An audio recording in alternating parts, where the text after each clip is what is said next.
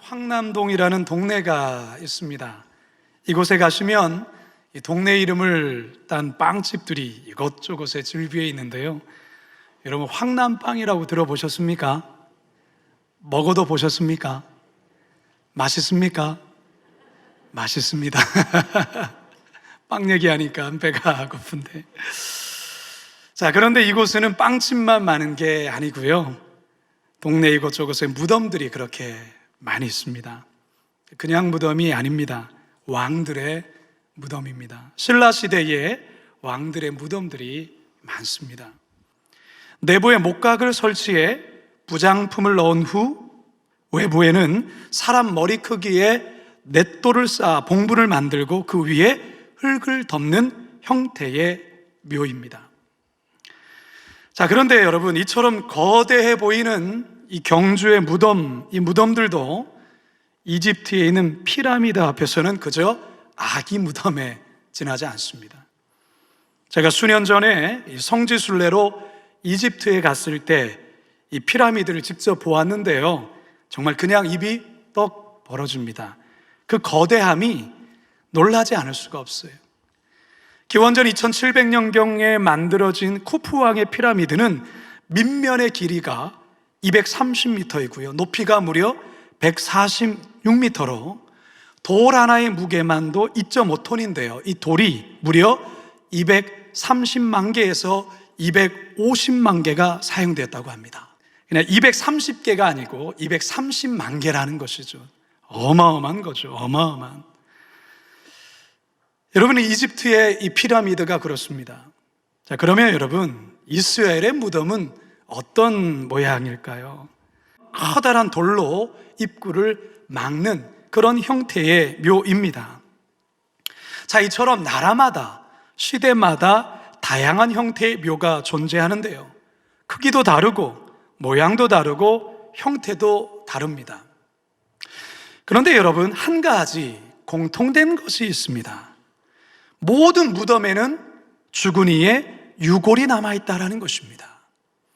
불교의 창시자 석가의 무덤에도, 유교의 창시자 공자의 무덤에도, 이슬람교의 창시자 마호메트의 무덤에도 유골이 아직까지도 남아있습니다.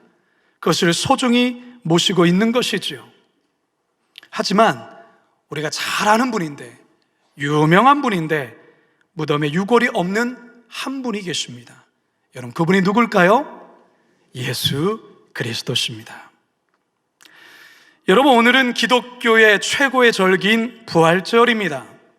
십자가에서 죽으셨던 예수님이 무덤 문을 여시고 죽음에서 부활하신 바로 그날입니다. 이 부활의 아침, 선포되는 말씀을 통해 우리들을 향하신 하나님의 살아계신 그 놀라운 음성 다 듣게 되기를 주님의 이름으로 축원합니다.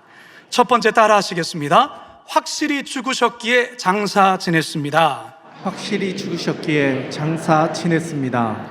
예수님은 금요일 오전 8시에 본디오 빌라도에 의해 십자가 사형 언도를 받아 십자가를 지고 골고다에 오르셨습니다. 십자가에 매달린 채 3일이나 5일, 더 나아가 보름 동안 버티다 죽는 사례도 있었습니다. 하지만 예수님은 아주 이른 시간에 운명하셨습니다. 로마 병사는 예수님이 확실히 죽었는지를 확인하기 위해 창으로 옆구리를 찌르죠. 그러자 예수님의 그 옆구리에서 물과 피가 쏟아져 나왔습니다. 요한복음 19장입니다. 시작. 예수께 이르러서는 이미 죽으신 것을 보고 다리를 꺾지 아니하고 그 중 한 군인이 창으로 옆구리를 찌르니 곧 피와 물이 나오더라. 예수님께서 죽으셨지만 확인 사살을 했다라는 것입니다. 물과 피가 다 쏟아져 나왔던 것이죠. 예수님께서 모든 생명을 다 쏟으시고 확실하게 죽으셨다라는 것을 보여주는 내용입니다. 보통의 죄수들은 십자가에서 죽게 되면 죽은 죄로 놔두어서 새들이나 들짐승들에게 뜯겨 먹히도록 방치되었습니다. 하지만 예수님께는 그렇게 하지 않았지요. 예수님의 시신은 그날 바로 수습되어 장사를 지내게 되었는데요, 이 일을 적극적으로 앞장서서 진행한 사람이 누구냐면 아리마대 사람 요셉이었습니다. 이 아리마대 요셉은 산헤드린 공회원, 오늘날로 말하면 국회의원이었습니다. 정치인이었습니다. 그는 정치인이면서도 하나님 나라를 기다린, 그리고 아주 경건한 사람이었습니다. 그가 빌라도에게 가서 예수님의 시신을 요구하고 장례를 진행할 수 있도록 요청했던 것이죠. 누가복음 23장입니다. 시작. 그가 빌라도에게 가서 예수의 시체를 달라 하여 이를 내려 세마포로 싸고 아직 사람을 장사한 일이 없는 바위에 판 무덤에 넣어두니, 이렇게 해서 예수님의 장례가 진행될 수 있었던 것입니다. 한편 팔레스타인의 기후는, 날씨는 매우 덥고 습합니다. 때문에 죽은 시신의 부패가 빨리 진행이 되었어요. 그래서 막달라 마리아를 비롯해 몇몇 여인들은 예수님 시신에 향료를 발라드림으로 그 부패를 지연시키고 예수님에 대한 사랑과 존경을 표현하고 싶었습니다. 그런데 안식일이 겹치는 것이죠. 안식일에는 그 어떤 것도 할 수 없었기 때문에 여인들은 일요일이 오기만을 기다렸습니다. 결국 안식일이 지난 동이 트자 여인들은 무덤을 향해 나아갑니다. 오늘 본문 1절과 2절입니다. 시작. 안식일이 지남에 막달라 마리아와 야고보의 어머니 마리아와 또 살로메가 가서 예수께 바르기 위하여 향품을 사다 두었다가 안식 후 첫날 매우 일찍이 해돋을 때에 그 무덤으로 가며. 사랑하는 성도 여러분, 우리는 예수님의 죽음과 그를 장사 지내는 이 모든 일련의 과정을 지켜보면서 한 인간의 인생 가운데 겪게 되는 모든 과정을 우리 예수님도 친히 겪고 있다는 것을 우리는 알게 됩니다. 그렇습니다. 하나님의 아들이신 예수님도 우리와 똑같은 인간으로 이 땅에 태어나 우리와 똑같은 인간으로 사시다가 또한 죽으셨고 장사까지 지내셨던 것입니다. 그렇다면 여러분, 왜 예수님이 우리와 똑같은 이런 삶과 죽음과 그리고 장사 지내는 이 모든 과정을 겪으셔야만 했을까요? 그 이유가 무엇입니까? 그것은 바로 이곳에 앉아있는 저와 여러분을 위한 바로 하나님의 일이었다라는 것입니다. 여러분, 어느 누구 예외 없이 모든 인간이 죽는 이유가 무엇입니까? 성경은 죄에 대한 하나님의 형벌 때문이라고 그렇게 말씀하고 있습니다. 우리 예수님께서도 죄에 대한 형벌로서 죽임을 당했고 또한 장사까지 지내셨습니다. 물론 예수님의 죽음과 장사 지냄은 예수님 자신의 죄 때문은 아니죠. 저와 여러분, 즉 아담의 불순종으로 인해 멸망당할 모든 인류의 죄에 대한 죽으심이었습니다. 그리고 예수님의 죽으심과 장사 지내심으로 결국 우리에게 새로운 생명이 공급될 수 있었던 것입니다. 따라서 예수님의 죽음과 장사 지냄은 곧 우리에게 주어질 영원한 생명에 대한 그분의 마땅한 대가 지불이었던 것입니다. 다시 말해 부활로 나아가기 위해 예수님이 마땅히 거쳐야 되는 과정이었다라는 것입니다. 그래서 사도 바울은 이에 대해 이렇게 설명을 합니다. 로마서 5장 17절입니다. 시작. 한 사람이 범죄로 말미암아 사망이 그 한 사람으로 통하여 왕노릇하였은즉 더욱 은혜와 의의 선물을 넘치게 받는 자들은 한 분 예수 그리스도를 통하여 생명 안에서 왕노릇하리로다. 아멘. 지난 우리는 2년 2개월 동안 코로나의 시간을 지금까지도 지내고 있습니다. 2년 2개월 동안 코로나로 인해 많은 사람들이 죽었어요. 어제까지 전 세계적으로 코로나 누적 사망자 수를 보니까 6,214만 명이었어요. 어마어마한 수가 2년 2개월 코로나로 인해서 사망하게 됐어요. 우리나라만도 현재까지 약 2만 명의 사람이 코로나로 사망했습니다. 우리 성도들 가족 중에도 코로나로 인해 여러 많은 분들이 세상을 떠났고요, 저의 장모님도 그 중에 한 사람이기도 합니다. 그래서 많은 성도들이 코로나로 인해서 가족을 잃음으로 인하여 슬퍼하고 애통했던 것이죠. 이처럼 죽음은 누구나 예외 없이 우리 모두에게 해당되는 것입니다. 하지만 우리 예수님께서 죽으시고 장사 지냄으로 말미암아 모두가 끝이라 여겼던 죽음, 그 죽음이 끝이 아닌 새로운 세계로의 시작임을 예수님께서 몸소 겪으시며 몸소 증명해 주셨다, 그 말입니다. 우리 예수님 무덤 안에서 부활을 준비하셨습니다. 우리 예수님 천국에서의 새로운 삶을 준비하셨다, 그 말인 것입니다. 성도 여러분, 우리가 반드시 기억해야 될 것이 있습니다. 그것이 무엇입니까? 우리도 반드시 죽는다라는 것입니다.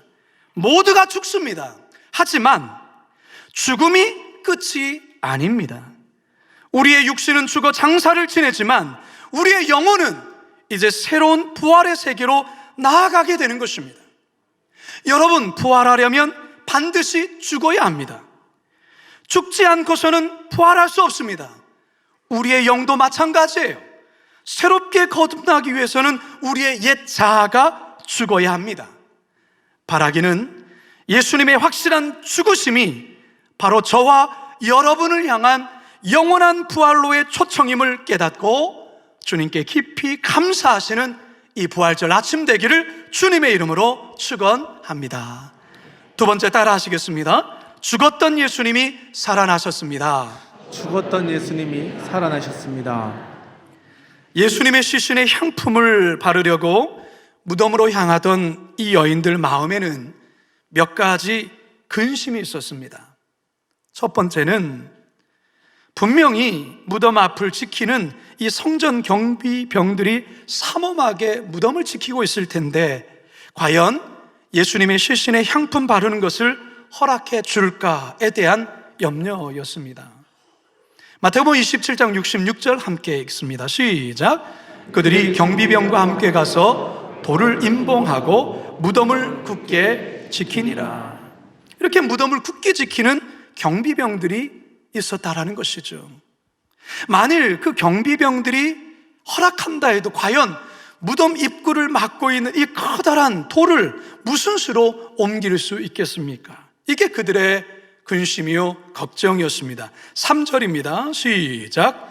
서로 말하되 누가 우리를 위하여 무덤 문에서 돌을 굴려주리요 하더니 사실 이 여인들은 대책 없이 무작정 무덤으로 향한 것이었어요. 만일에 11명의 제자들이 함께 동행했다면 돌을 옮기는 이 문제는 조금 덜 고민했었을 거예요. 여러분, 11명의 제자 지금 어디에 있습니까? 뭐 하고 있습니까? 그들은 지금 몸을 사리며 숨어 있습니다.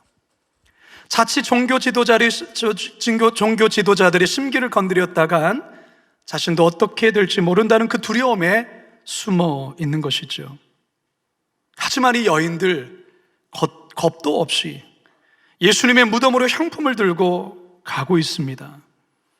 이 여인들 왜 이러는 것입니까? 정말로 이들이 겁이 없어서 그러는 걸까요? 아니에요. 이들도 겁나요. 두려워요. 하지만 예수님께 마지막으로 해드릴 수 있는 이들의 사랑의 표현이 이것이기에 그들은 두려움을 무릅쓰고 무덤을 향해서 나아가는 거예요. 성도 여러분, 하나님은 이런 자들에게 반드시 은혜를 주십니다.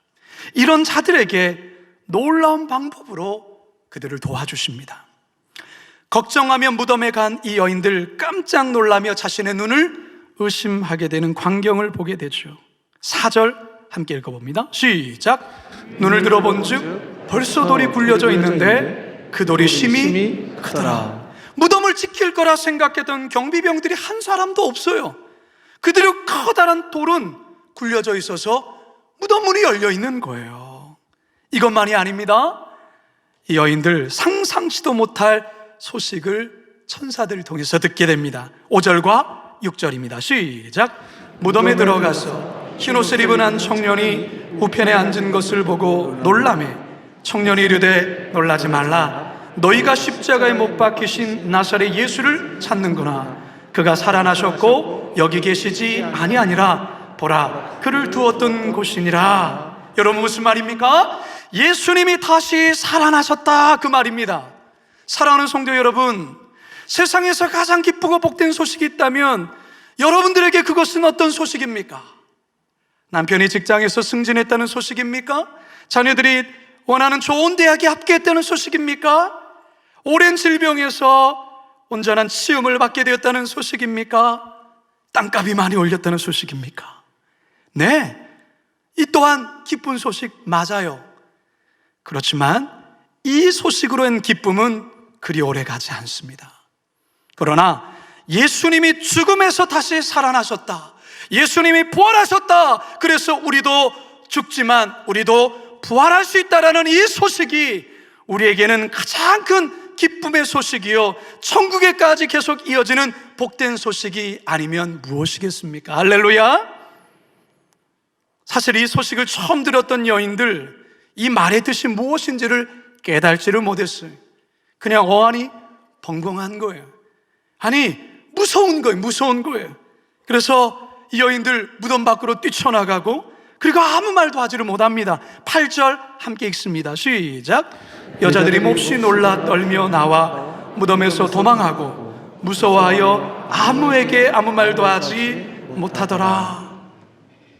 이들이 곧 정신을 차리고 지금 자신들이 들은 소식이 예수님께서 부활했다라는 소식, 그리고 예수님이 무덤에 계시지 않고 빈 무덤인 이유는 예수님이 부활하셨다라는 증거라는 것을 깨닫게 되면서 그 마음에 차오르는 기쁨으로 제자들에게 이 부활의 소식을 전하게 됩니다. 하지만 제자들이 여인들을 바라보면서 헛것봤네, 헛것봤어, 이렇게 바라보는 거예요.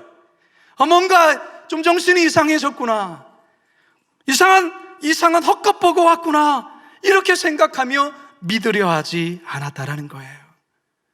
성도 여러분, 오늘날에도 예수님의 부활 사건을 잘 믿지 못하는 이들이 많습니다.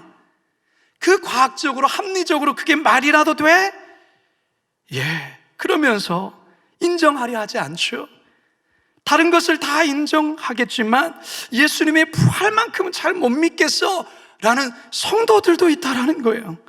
여러분, 예수님의 부활을 의심한다면, 부활신앙을 믿지 못한다면 우리들의 모든 신앙의 열심과 수고는 하나님과 전혀 상관이 없는 것이 되어버립니다.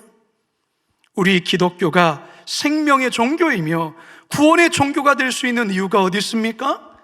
예수님의 부활에 있는 거예요. 예수님이 죽었다가 다시 살아나셨으며 지금도 살아 역사하신다는 사실을 우리가 믿기 때문이라는 것입니다. 사랑하는 성도 여러분, 저는 이 시간 여러분들에게 한번 진지하게 질문하고 싶습니다. 여러분은 예수님의 부활 사건을 믿으십니까? 정말이십니까? 여러분은 이후에 죽어서 영원한 천국에서 부활하실 것을 믿습니까? 정말입니까? 아멘. 여러분, 우리는 지난 사순절 동안 예수님의 십자가를 묵상하며 40일의 시간을 보냈습니다. 성전 기도와 더불어 매일마다 복음서를 읽고 함께 기도하고 단소 금식으로 실천도 하고, 특별히 이 한 주간 동안은 고난주간으로 새벽을 깨우며 은혜의 고난주간을 보냈어요. 그런데 여러분, 이 모든 것이 무엇을 향한 시간일까요? 십자가 넘어 예수님의 부활을 향한 시간이라는 거예요. 아무리 십자가를 묵상하며 눈물을 흘리고 온갖 야단법석을 떨어도 정작 예수님의 부활을 믿지 않는다면 그 신앙은 하나님과 전혀 상관없는 그냥 자기 연민의 신앙이 되고 마는 거예요. 기독교는 십자가 신앙이라는 하나의 기둥과 부활 신앙이라는 또 하나의 기둥으로 완성되는 것입니다. 기독교가 기독교인 이유는 바로 예수님의 부활에 있습니다. 예수님이 부활하셨기에 우리도 부활하는 것이고, 예수님이 부활하여 다시 사셨기에 우리도 부활하여 다시 사는 것입니다. 바라기는 죽었다가 다시 살아나신 예수님의 부활 사건이 나의 사건으로 온전히 믿어지고 고백하며 부활의 삶을 살아가시는 우리 모두가 되길 주님의 이름으로 축원합니다. 아멘. 마지막 세 번째 따라 하시죠. 부활하셨기에 무덤이 비어 있습니다. 부활하셨기에 무덤이 비어 있습니다. 예수님의 무덤이 왜 비어 있다고요? 부활하셨기에 예수님의 무덤이 비어 있어요. 예수님께서 십자가에서 죽으셨지만, 또한 장사 지냈지만 다시 부활하심으로 말미암아 살아나셨다는 확실한 증거가 바로 무덤이 비어 있다라는 것입니다.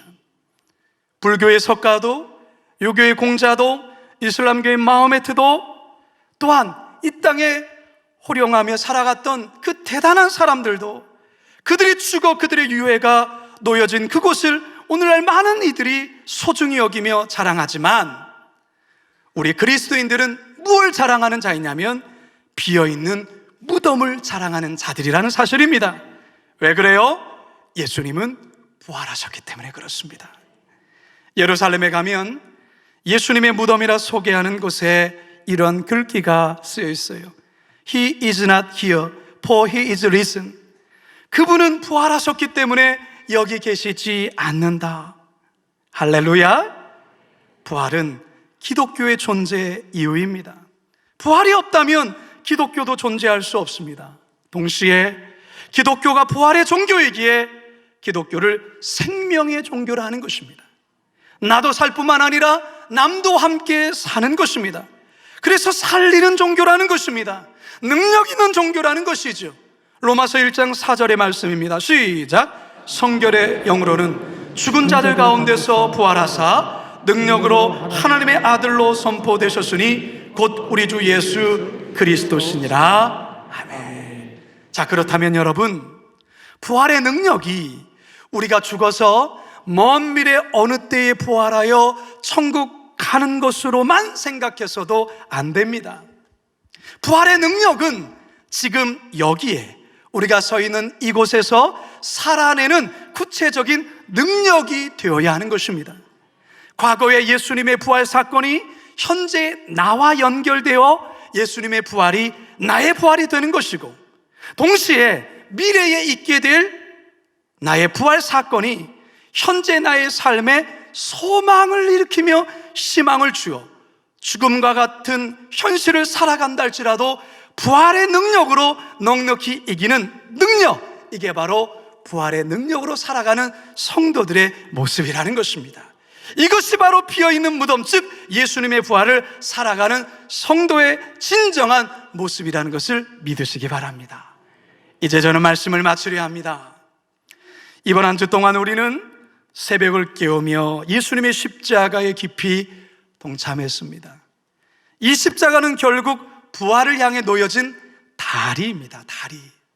예수님의 무덤이 비어있는 이유는 우리 예수님이 확실히 죽으셨기 때문입니다. 또한 죽음에서 부활하셨기 때문이라는 것입니다. 따라서 이제 우리는 부활의 주님과 함께 지금 내가 서 있는 이곳에서 부활의 능력으로 살아가야 될 줄로 믿습니다. 오늘 죽어도 저 천국에서 눈을 뜨며 부활한다라는 이 확신을 갖고 살아가야 될 줄로 믿습니다. 뿐만 아니라 부활의 능력을 입은 자로서 나만이 아니라 남도 살리는 그런 삶을 살아야 될 줄로 믿습니다. 성도 여러분, 예수님의 무덤은 비어 있습니다. 예수님은 부활하셨습니다. 바라기는 부활의 능력으로 코로나의 이 모든 어려움을 넘어서서 믿음으로 남은 인생 부활의 능력으로 힘차게 살아가기를 주님의 이름으로 축원합니다. 축원합니다. 축원합니다.